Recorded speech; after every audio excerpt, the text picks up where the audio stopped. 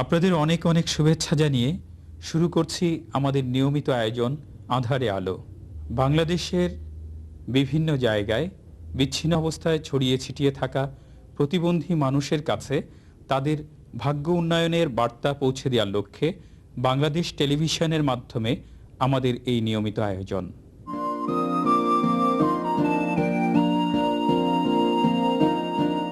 আপনাদের এখন আমন্ত্রণ জানাচ্ছি আমাদের আত্মকথা পর্বে। এ পর্বে আজকের অতিথি জনাব খায়রুল আজম।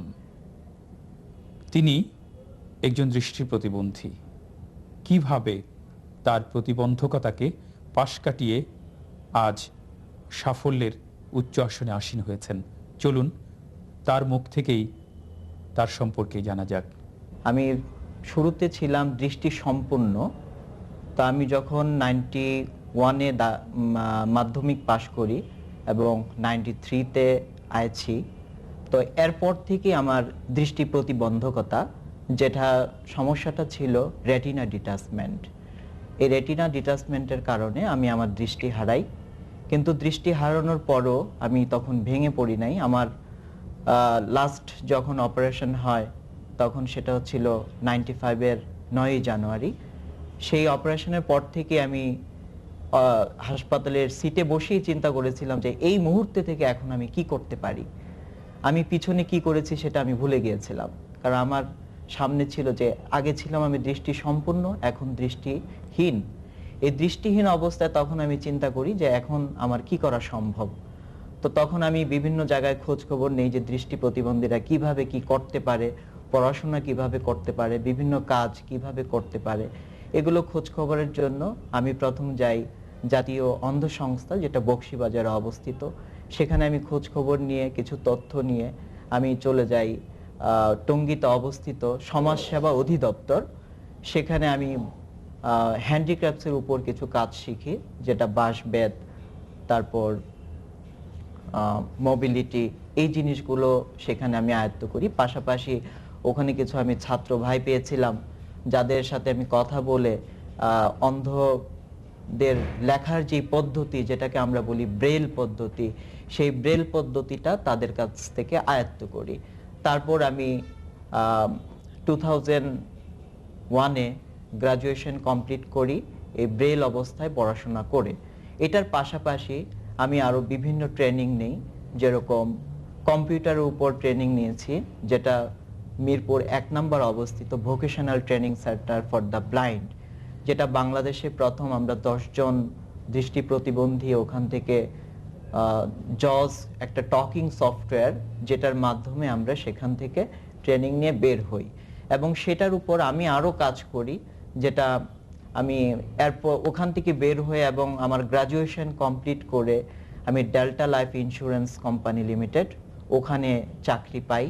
সেখানে আমি প্রায় 2 বছর কাজ করি। এরপর আমার একটা মিডিয়া সেন্টার ছিল নিজস্ব, সেটাও আমি কাজ করি।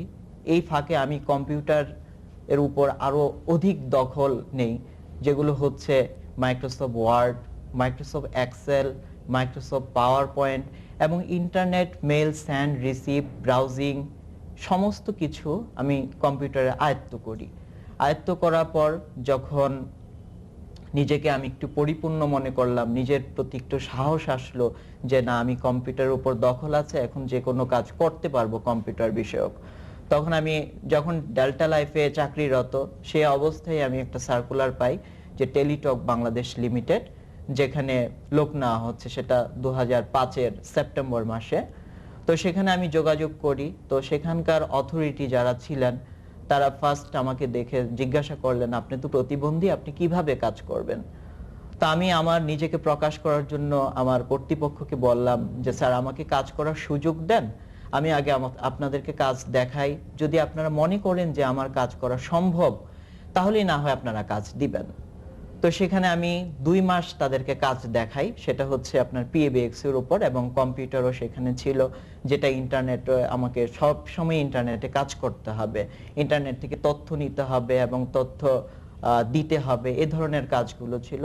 তো 2 মাস দেখানোর পর যখন কর্তৃপক্ষ মনে করলেন যে না, তার পক্ষে সম্ভব, এবং কর্তৃপক্ষ আমার উপর খুবই সন্তুষ্ট হলেন যে আপনি প্রতিবন্ধকতা সত্ত্বেও যেভাবে কাজ দেখিয়েছেন এটা অবশ্য বিরল। তো ওনারা যখন সন্তুষ্ট হলেন তারপরেই ওনারা আমাকে অ্যাপয়েন্টমেন্ট দিলেন এবং সে অবধি আমি এ পর্যন্ত এখনো টেলিটক বাংলাদেশ লিমিটেডের এইচআর এর শাখায় কাজ করে আসছি।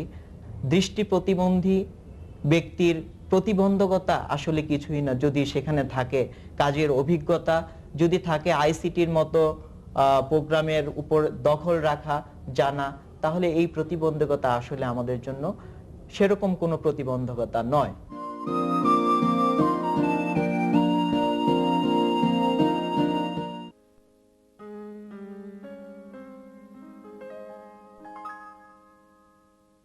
প্রতিবন্ধীদের উন্নয়নে বিভিন্ন কার্যক্রম নিয়ে প্রতিষ্ঠিত Mymensingh disabled peoples organisation to development DPOD, আমরা এখন সেই প্রতিষ্ঠানটির সামনে দাঁড়িয়ে। প্রতিবন্ধী মানুষের আত্মশক্তিকে বলীয়ান করার আত্মপ্রত্যয় নিয়ে বিপিকেএস সিএসআইডি 2002 সাল থেকে 2004 সাল পর্যন্ত ময়মনসিংহ জেলার ভালুকা উপজেলায় প্রকল্প বাস্তবায়ন করে। পরে স্থানীয় প্রতিবন্ধী ব্যক্তিদের সমন্বয় করে স্থানীয় পর্যায়ে ডিপিওডি নামে প্রতিষ্ঠানটি প্রতিষ্ঠিত হয়। প্রতিবন্ধী মানুষের আত্মকর্মসংস্থানমূলক এই প্রতিষ্ঠানটি স্থানীয়ভাবে প্রতিবন্ধী সংগঠন সৃষ্টি করে তাদের শিক্ষা, স্বাস্থ্য, আত্মকর্মসংস্থানমূলক বিভিন্ন কার্যক্রম করে আসছে। কার্যক্রমগুলির মধ্যে শিক্ষা কার্যক্রম, তৃণমূল সংগঠন সৃষ্টি করা, প্রতিবন্ধী বিষয়ে সচেতন করা, প্রশিক্ষণ প্রদান, আত্মকর্মসংস্থান সৃষ্টি করে সহায়ক উপকরণ প্রদান করা, ফিজিওথেরাপি ও বিভিন্ন স্থানে ক্যাম্প করা। আপনার এই শিশু কিভাবে এই ধরনের অবস্থা প্রথম তৈরি হলো? জন্মের 3 দিন পরে দেখা যায় খিঁচুনি, এরপর চিকিৎসার পরে এই অবস্থা হয়ে যায়। আচ্ছা, ময়মনসিংহের যে disabled peoples organisation to development অর্থাৎ প্রতিবন্ধী যে তৃণমূল সংগঠন, এখান থেকে আপনারা কি ধরনের সহযোগিতা পেয়ে থাকেন এর ব্যাপারে? এখানে আমাদেরকে ট্রেনিং করাইছে, ট্রেনিং এর পরে ব্যায়ামের জন্য ওই ব্যায়াম আমরা আর কি যেটা শিখাইছে এমনি আমরা ব্যায়াম করাইতেছি। আমরা এখন কথা বলছি ময়মনসিংহ তৃণমূল প্রতিবন্ধী সংগঠনে কর্মরত একজন থেরাপিস্টের সঙ্গে। তিনি এই প্রতিবন্ধীর শারীরিক পরিবর্তনের জন্য বিভিন্নভাবে তাদের পরিবার এবং তাকে সহযোগিতা করছেন এই থেরাপি দিয়ে। আমরা একটু জানি তার কাছ থেকে তিনি কিভাবে এটা করছেন। আমার মেইন কাজ হচ্ছে যারা বিশেষ করে প্রতিবন্ধী শারীরিক এবং মানসিকভাবে জন্মগতভাবে বা বিভিন্ন দুর্ঘটনা আক্রান্ত হয়ে যারা প্রতিবন্ধিতার শিকার হয়েছেন তাদেরকে বিভিন্ন ব্যায়ামের মাধ্যমে এবং তাদেরকে বিভিন্ন খেলাধুলার মাধ্যমে তাদের ফ্যামিলিকে ব্যায়াম শিখিয়ে দেওয়া এবং কিভাবে উন্নতি ঘটানো যায় সে ব্যাপারে প্রশিক্ষণ প্রদান করা। আমরা এখন কথা বলছি ময়মনসিংহ মেডিকেল কলেজের সহকারী অধ্যাপক নিউরোসার্জারি বিভাগ মিস্টার সৌমিত্র সরকারের সাথে।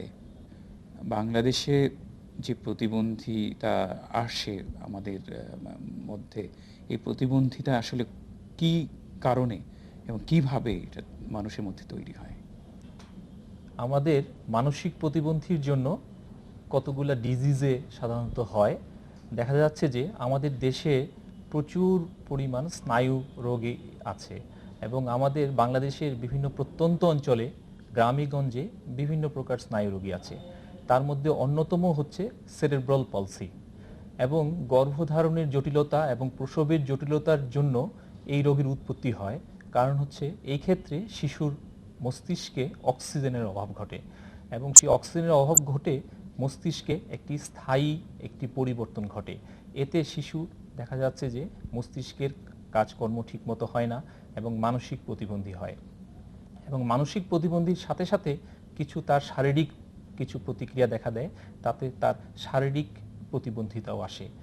এর রোধের উপায় বোঝাই যাচ্ছে যে এটা যেহেতু অন্যতম কারণ হচ্ছে গর্ভধারণের এবং প্রসবের জটিলতা, সেই জন্য সামান্য একটু সচেতনতাই যথেষ্ট। যদি গর্ভবতীকে সময় মতো হসপিটালে এবং সময় মতো প্রসব করানো হয় তাহলে দেখা যাচ্ছে যে বাচ্চাটি ঠিক মতো ডেলিভারি হলে পরে সে সুস্থ থাকে। আরও কিছু কিছু রোগ আছে যেমন ভাইরাসজনিত পোলিও, সেগুলো টিকার মাধ্যমে রোধ করলে দেখা যাচ্ছে শারীরিক প্রতিবন্ধী হয় না। কি ধরনের থেরাপি দিলে এই শারীরিক প্রতিবন্ধিতার প্রাথমিক প্রশমিত হতে পারে? ফিজিওথেরাপির একটি বড় ভূমিকা আছে এই প্রতিবন্ধী শারীরিক ও মানসিক প্রতিবন্ধী রোগীদের জন্য। আমাদের একটি মজার জিনিস হচ্ছে আমাদের মস্তিষ্কে যে নিউরন সেল আছে, সেই নিউরন সেলগুলা যখন একবার মরে যায় তখন তার পুনরুজ্জীবিত হতে পারে না, কিন্তু মস্তিষ্কে কিছু রিজার্ভ সেল বা জমাকৃত নিউরন সেল থাকে যেগুলো উজ্জীবিত হয়ে সেই মৃত এবং নিউরনগুলোর কাজ চালিয়ে যায়, এবং একমাত্র ফিজিওথেরাপি বা ব্যায়ামের মাধ্যমেই সেই রিজার্ভ সেলগুলি পুনরুজ্জীবিত হতে পারে এবং সে মস্তিষ্ককে সতেজ করে এবং কাজ চালিয়ে যায়। সেই সাথে ফিজিওথেরাপির মাধ্যমে দুর্বল মাংসপেশি সবল হয় এবং অকার্যকর স্নায়ুগুলি কার্যকারিতা লাভ করে। সেই জন্য মানসিক প্রতিবন্ধী এবং শারীরিক প্রতিবন্ধীর জন্য খুব তাড়াতাড়ি যদি আমরা ফিজিওথেরাপি শুরু করতে পারি তাহলে অনেক ক্ষেত্রেই তারা কর্মক্ষম হয়। সেই সাথে ফিজিওথেরাপির সাথে একটা স্পিচ থেরাপি আছে, সেই থেরাপির মাধ্যমেও দেখা যাচ্ছে মানসিক প্রতিবন্ধী যারা কথা বলতে পারে না তাদের মুখে কথা ফুটে ওঠে।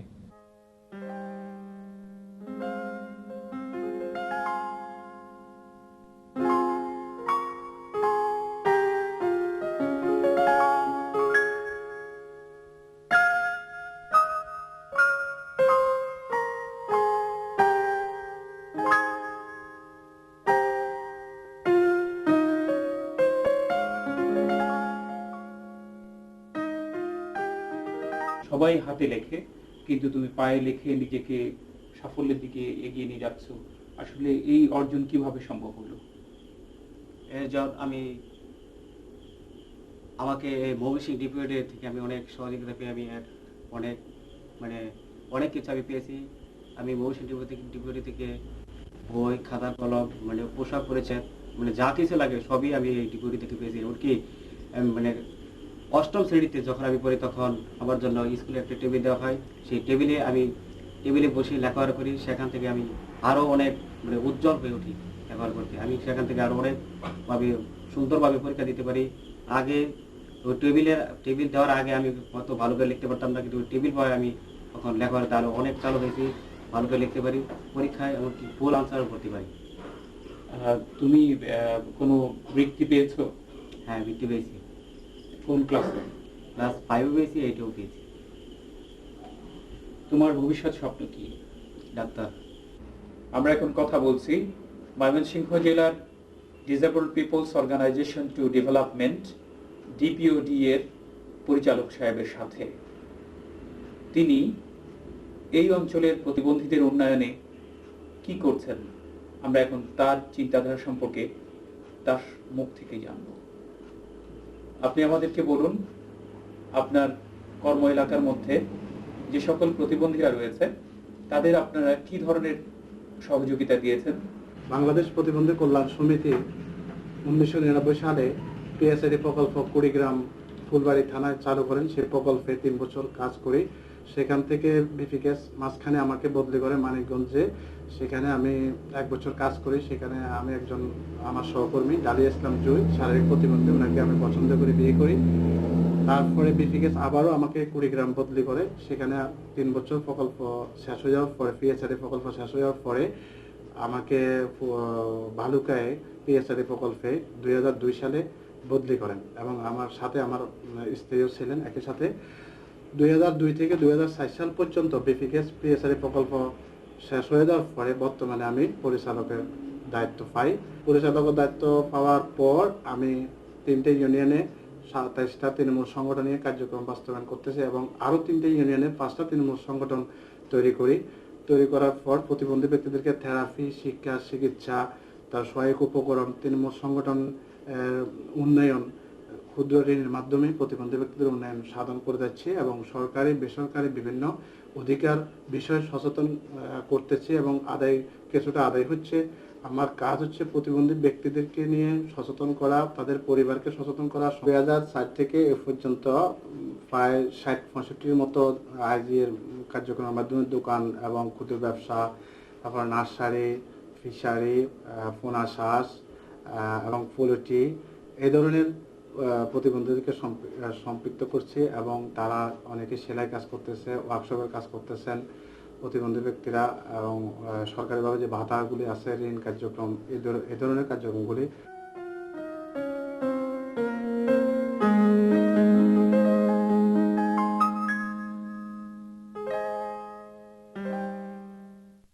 শারীরিক প্রতিবন্ধী হয়েও তার শিক্ষা এবং কর্ম দুটোই ধারাবাহিকভাবে একই সাথে চালিয়ে যাচ্ছে।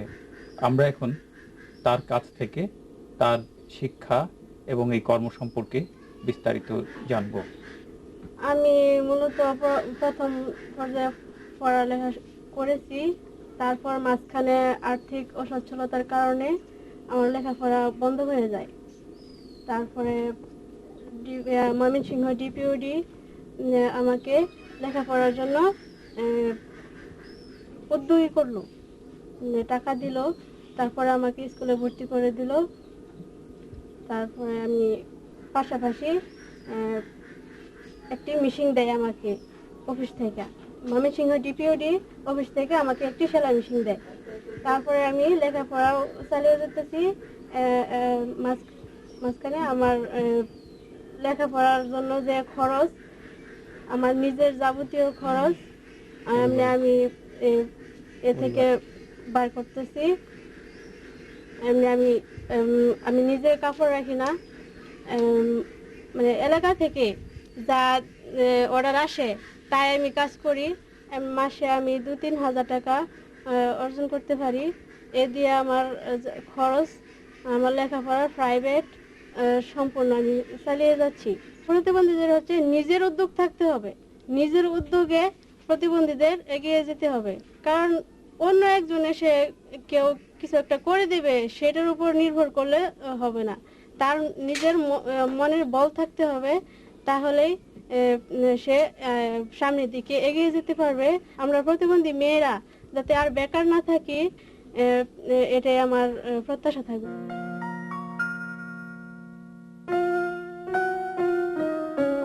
শারীরিক প্রতিবন্ধিতা উপেক্ষা এবং ইচ্ছা শক্তির মাধ্যমে কর্মকাণ্ড পরিচালনা করে আজ 7 সদস্যের পরিবারের কর্ণধার তিনি। কাদের সহযোগিতা এবং অনুপ্রেরণায় আজ তিনি এতদূর এগিয়ে, চলুন তার মুখ থেকে জানা যাবে। তৃণমূল সংগঠন থেকে সহযোগিতা করছে, তারপর আপনার এই ওয়ার্কশপ পরিচালনা করছে। এ থেকে আপনি কেমন অর্থ পাচ্ছেন? অর্থ আমার সংসার চলে, এতে অন্য কিছু না।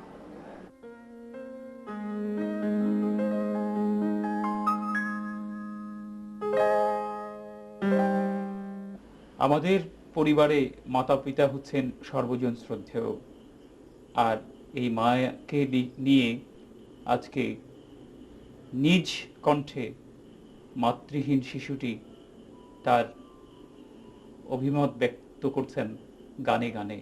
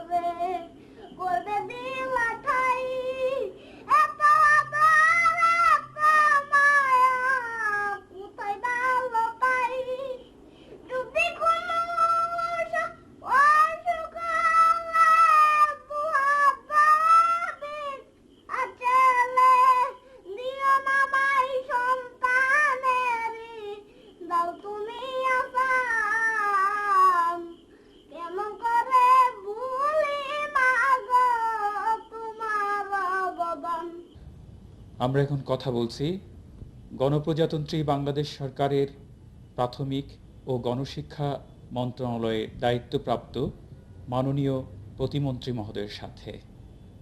মাননীয় মন্ত্রী মহোদয়, আধারে আলো অনুষ্ঠানের পক্ষ থেকে আপনাকে স্বাগত জানাচ্ছি। এদেশের মোট জনসংখ্যার একটি অংশ প্রতিবন্ধী মানুষ।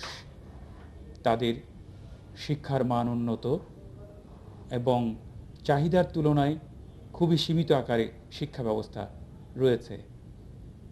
বর্তমান সরকার প্রতিবন্ধীদের শিক্ষার মান আরও উন্নত করবার জন্য এবং তাদের শিক্ষাক্ষেত্রে ব্যাপক প্রসার ঘটানোর কোনো ধরনের পরিকল্পনা আগামীতে গ্রহণ করবে কিনা? এই প্রতিবন্ধীদের সমাজের মূল স্রোতে আনার জন্য বর্তমান সরকার, জননেত্রী শেখ হাসিনার সরকার, ডিজিটাল বাংলাদেশ গড়ার সরকার একটা আপনাদের প্রতি একটা অন্য দৃষ্টিভঙ্গি এই সরকারের আছে। এবং বিগত দিনে এই বাজেটে আপনারা খেয়াল করছেন যে এইবার প্রতিবন্ধীদের জন্য আলাদা বাজেট দেওয়া হয়েছে, যে তাদেরকে সমাজের অংশ হিসেবে, তারা এদেশের নাগরিক হিসেবে তাদের যে অধিকার, এই অধিকারটা প্রতিষ্ঠার জন্যই এবার সরকার সব রকম ব্যবস্থা নেবে প্রতিবন্ধীদের জন্য।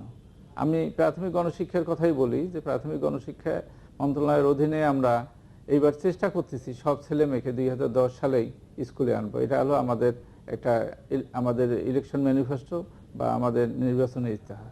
সেইখানে প্রতিবন্ধীরাও আসবে এবং প্রতিবন্ধীদের কিছুকে যেটা আমরা যেমন যারা অন্ধ তাদেরকে আমরা প্রাথমিক বিদ্যালয়ে আনতে পারবো না, তাদেরকে আমরা নিয়ে আসবো উপজেলায়। আমরা চেষ্টা করতেছি এটা সমাজ কল্যাণ মন্ত্রণালয়ের মাধ্যমে স্কুল খোলার জন্য। এবং প্রতিবন্ধীদের স্কুল আমাদের সরকারের চিন্তা আছে যে আগামী 2-1 বছরের মধ্যেই আমরা প্রতিটা উপজেলায় একটা করে প্রতিবন্ধী স্কুল আমরা চালু করব। আপাতত আমাদের পিটিআইগুলোতে ট্রেনিংয়ে আমরা প্রতিবন্ধীদের শিক্ষকরা কিভাবে শিক্ষা দেবে এই বিষয়ে আমরা শিক্ষকদের ট্রেনিং দিতেছি আমাদের পিটিআইগুলোতে, যাতে প্রতিবন্ধীদের শিক্ষা ব্যবস্থাটা এদেশে চালু করা যায় এবং সবার জন্য শিক্ষা ইনশিওর করা যায়। এই চিন্তাটা আমাদের সরকার করতেছে এবং জননেত্রী শেখ হাসিনা এই বিষয়ে যথেষ্ট সজাগ আছে। আমাদের দেশে বেশ কয়েকটি দৃষ্টি প্রতিবন্ধীদের জন্য শিক্ষা প্রতিষ্ঠান রয়েছে, কিন্তু প্রতিষ্ঠানগুলো শিক্ষকের অভাবে বন্ধ রয়েছে এবং ছাত্রশূন্য হয়ে পড়েছে। এই প্রতিষ্ঠানগুলো অবিলম্বে সরকার চালু করবে কিনা? সরকার অবিলম্বেই চালু করবে দৃষ্টি প্রতিবন্ধীদের জন্য। এনজিওদের সঙ্গে আমাদের কথা হয়েছে সমাজ কল্যাণ মন্ত্রণালয়ের মাধ্যমে। আমি একটু আগে বলেছি প্রতি উপজেলায় একটা করে স্কুল করা হবে। এই স্কুলের মাধ্যমেই সমাজ কল্যাণ মন্ত্রণালয়কে দায়িত্ব দেওয়া হবে। আমরা প্রাথমিক গণশিক্ষা এর সর্বাত্মক সাহায্য সহযোগিতা করব এবং স্কুলগুলো যাতে চলে, শিক্ষকদের যাতে বেতন ভাতা দেওয়া যায় সে বিষয়ে আমাদের সরকার, আমাদের নেত্রী সচেষ্ট আছে এবং আগামী থেকেই এটা আমরা চালু করব, যাতে দৃষ্টি প্রতিবন্ধী সহ যত প্রতিবন্ধী আছে তাদের যাতে এদেশের মানুষ তাদের অধিকার আছে, এই অধিকারটা প্রতিষ্ঠা করার জন্য কিন্তু আমরা সবার জন্য ব্যবস্থা নেব, তৎসঙ্গে দৃষ্টি প্রতিবন্ধীরও ব্যবস্থা নেব। একীভূত শিক্ষা বা ইনক্লুসিভ এডুকেশনের কথা আমরা বলছি, অর্থাৎ অপ্রতিবন্ধী ছাত্রছাত্রী এবং প্রতিবন্ধী ছাত্রছাত্রীর মধ্যে শিক্ষা প্রতিষ্ঠানে যাতে কোনো দূরত্ব না থাকে, সে দূরত্ব কমিয়ে আনার লক্ষ্যে এই পদ্ধতি সরকার চালু করতে চাচ্ছে। এই বিষয়টি কবে নাগাদ আরম্ভ করা হবে? আমরা এই বিষয়ে অলরেডি কার্যকরী ব্যবস্থা নিয়ে ফেলছি। আপনারা খেয়াল করে থাকবেন স্কুলগুলো, নতুন স্কুলের 2টি করে রুম হচ্ছে। এইখানে যাতে শারীরিক প্রতিবন্ধী যারা তারা র্যামের মাধ্যমে যাতে ক্লাসরুমে ঢুকতে পারে এবং ক্লাসে রুমে ঢুকার দরজাগুলো আমরা বড় করছি যাতে তারা হুইল চেয়ার নিয়ে ইজিলি মুভ করতে পারে। এবং স্কুলগুলোয় আমরা প্রথম সারির বেঞ্চগুলো প্রতিবন্ধীদের জন্য প্রিজার্ভ করার জন্য আমরা আগামী জানুয়ারি থেকে আমরা ব্যবস্থা নেব। প্রতিবন্ধী আসল কথা হলো প্রতিবন্ধী বন্ধী এবং এই সমালতার মানুষ এদেশের আমরা সবাইকে এক করতে চাচ্ছি। এইখানে আর আমরা আলাদাভাবে দেখার কোনো আমাদের চিন্তা নেই। সমস্যা কিছু আছে, শিক্ষকদের সমস্যা। আমরা একটু আগে বলেছি পিটিআইতে আমরা শিক্ষকদের আমরা প্রশিক্ষণ দিচ্ছি যাতে তারা এই যারা মানসিকভাবে যারা শারীরিকভাবে প্রতিবন্ধী তাদেরকে স্কুলে এনে আমরা যাতে তাদের শিক্ষা সকল ছেলেমেয়েরা যেভাবে শিক্ষা গ্রহণ করে সেই শিক্ষাই যেন তাদের দিতে পারি, এই ব্যবস্থা আমরা নিয়েছি এবং আগামী জানুয়ারি থেকে এটা আমরা ইনশিওর করব। দৃষ্টি প্রতিবন্ধীদের যে সকল স্কুল রয়েছে বাংলাদেশে, এই সকল স্কুলে বিগত বছরগুলোর সিলেবাস অনুযায়ী ব্রেল মেথডে বই সরবরাহ করা হয়েছে, যা বর্তমান সিলেবাসের সাথে খুব একটা সম্পর্কিত না। বর্তমান সরকার প্রাথমিক বিদ্যালয়ের বিনামূল্যে বই সরবরাহ সহ মাধ্যমিক বিদ্যালয়েও বিনামূল্যে বই সরবরাহের ব্যবস্থা নিচ্ছে এ ব্যাপারে দৃষ্টি প্রতিবন্ধী স্কুলগুলোকে বিনামূল্যে ব্রেল মেথডে তৈরি কোনো বই সরবরাহের ব্যবস্থা নেবেন কিনা? আমরা এনসিটিভির মাধ্যমে আমরা বই ছাপায় থাকি, এতে প্রাথমিক এবং মাধ্যমিক বিদ্যালয়ের সব বই। এই বইয়ে প্রতিবন্ধীদের বইও ছাপানো হয়। আপনি যে কথা বলছেন যে আগামীতে তাদেরকে আবার বই দেওয়া হবে কিনা, সবাইকেই আপনাদের যে মেথডে আপনাদের বই দরকার সবাইকে এই বই দেওয়া হবে। এবং বাকি থাকলে সেগুলোর আমরা উদ্যোগ নিয়েছি যে আর বাকি থাকবে না। এই ডিজিটাল বাংলাদেশ গড়ার সরকার, বঙ্গবন্ধু কন্যা শেখ হাসিনার সরকারের সময় এই হতাশা থাকবে না। প্রতিবন্ধীরা যথাযথ মর্যাদা পাবে এবং শিক্ষার তাদের জন্য সর্বপ্রকার সাহায্য সহায়তা দেওয়ার জন্য সরকার প্রস্তুত। বাংলাদেশের অনেক দৃষ্টি প্রতিবন্ধী ছাত্রছাত্রী উচ্চশিক্ষা সম্পন্ন করে বিজ্ঞপ্তির অপেক্ষায় থাকে চাকরির আবেদনের জন্য। দেখা যায় একসময় অপেক্ষা করতে করতে তাদের বয়সের সময়সীমা পেরিয়ে যায়। বর্তমান সরকার প্রতিবন্ধী বান্ধব সরকার, সরকার দৃষ্টি প্রতিবন্ধীদের এই বয়সের সময়সীমার শিথিলের ব্যাপারে কোনো ধরনের সিদ্ধান্ত নেবেন কিনা? অবশ্যই নেওয়া হবে। প্রতিবন্ধীদের জন্য আমি বলেছি যে সরকার সব রকম ব্যবস্থা নেবে। এখানে যদি আপনি মনে করেন আপনারা এই বিষয়ে অ্যাপ্লিকেশন দেন মাননীয় প্রধানমন্ত্রীর কাছে, জননেত্রী শেখ হাসিনার কাছে, যে আপনারা চাচ্ছেন যে আপনাদের এই কারণে আপনাদের বয়স পার হয়ে যাচ্ছে লেখাপড়া শিখতে, যেহেতু নর্মাল একজন লোক একটা রাস্তা যেতে যে সময় লাগে, প্রতিবন্ধীর সেই সময়ে সেই রাস্তা পেরিয়ে দিতে পারে না। লেখাপড়ার বেলা ঠিক একই, নর্মাল একটা ছেলে যে সময় 30 বছর বয়সে লেখাপড়া শেষ করতে পারে, প্রতিবন্ধীর বেলায় তো এটা হবে না।